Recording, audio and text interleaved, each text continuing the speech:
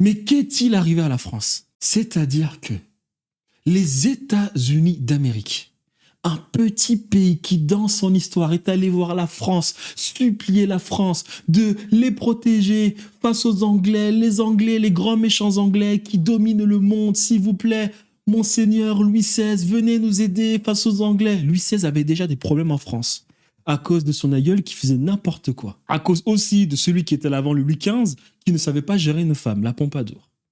On lui dit non, ne fais pas ça, Monseigneur, s'il te plaît, on va te la mettre à l'envers, il y a Jacques Necker déjà qu'il faut gérer. Il y a de la subversion dans l'État français, c'est dangereux, on risque de te couper la tête. Et le mec, n'ayant rien dans les poches, va quand même sauver les Américains. Bataille de Yorktown, 1778.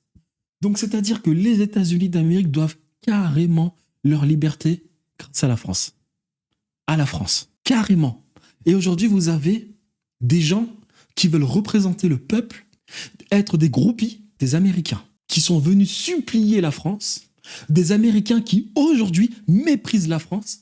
On voit Donald Trump se foutre de la tête de Macron. Non mais c'est-à-dire quand même que Donald Trump, un bourrin, avec je ne sais quoi de ce qu'il a sur le visage, être condescendant vis-à-vis de la France, alors que son pays littéralement est un pays libre grâce à la France,